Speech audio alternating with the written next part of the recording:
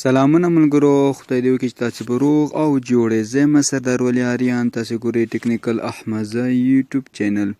ملګرو په نننۍ ویډیو کې دا طریقه دروښیم چې موږ څنګه کولی شو د فیسبوک ایم بي انټرنیټ ته واړو.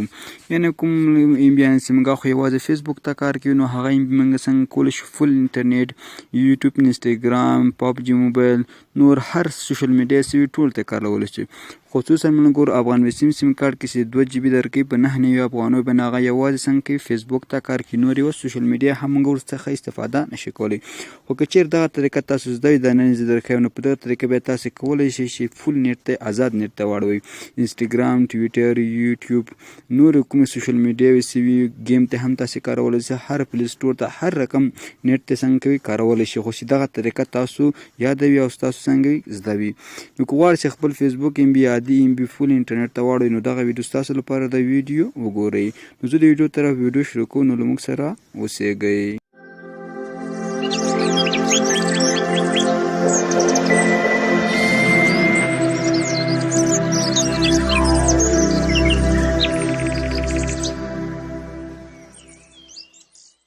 ضرورت یو فایل یو اپلیکیشن. فایل لینک هم د ډسکرپشن کې درکوم او کولی شئ د اپلیکیشن لینک هم ډسکرپشن څخه اخیستلی شئ. فایل زه خپل د واتساپ ګروپ کې هم اچوم او د خپل ټلګرام چینل کې هم اچوم. نو دواړو ځای څخه تاسې کولی شئ دغه فایل ترلاسه کړئ او اپلیکیشن لینک د یوټیوب ډسکرپشن کې شته، هغه ځینې په ډېرې اسانۍ سره ډاونلوډ کولی شئ. بیا هم درته وایم تاسې فایل کولی شئ زما له ټلګرام څخه ډاونلوډ کړئ. ټلګرام لینک ډسکرپشن کې هم شته او کولی شئ چې طریقه هم درته ښیم. لومړی ملګرو تاسې ټلګرام ته راشئ. کله مو ټلګرام را خلاص کړو، نو پاس سرچ ته به راسئ. نو په دغه سرچ برخه کې تاسې ولیکئ ټیکنیکل احمدزی.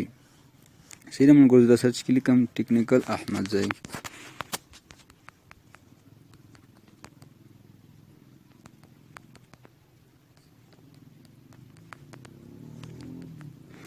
دا د ملګرو تاسو ټیکنیکل احمدزی ولیکو، نو زمونږ څنګه به زمونږ چینل به تاسو ته راوړي.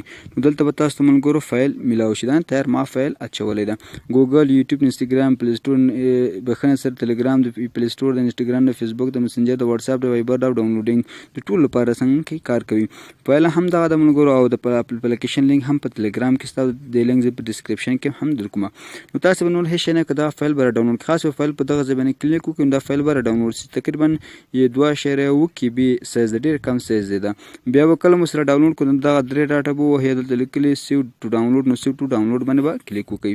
نو کله مو څه وهه، نو ملګرو اپلیکیشن هم درته ښیم. دغه اپلیکیشن باید تاسو راډاونلوډ کړئ له پلی سټور څخه. HTTP انجکټور اپلیکیشن د ملګرو، دا باید تاسو ورته راډاونلوډ کړئ. ډاونلوډ لینک زه ډسکرپشن کې هم ته اچوم. نو دغه اپلیکیشن تاسو ورته راډاونلوډ کړئ. نو لومړی به تاسو داسې چلو کړئ، دا کله مو سره ډاونلوډ کړو، نو په دغه به یو داسې کلیک واخلئ. کله مو چې کلیک واخلو، نو دا ډایرکټ تاسې خپل انجکټور ته ولي.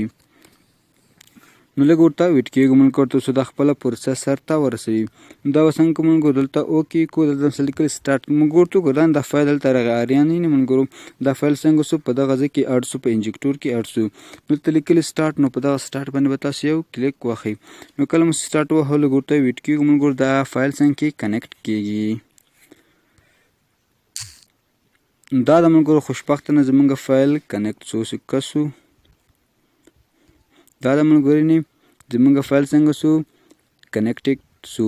اوس په تاسو ملګرو راشئ فیسبوک ته. فیسبوک هم کار ته کوي، زما خو نیټ آزاد ملګرو، چې تاسو نیټ تنبي انټرنیټ ته واړو. نو هیله چې دغه معلوماتي ویډیو مې یو څه شی خوښ شوي او شی مو زده کړی وي. نو تر بیا پورې چې داسې ښه خوندور معلوماتي ویډیو تاسو مده کومه په لوی او بخښونکي خدای مو سپارم.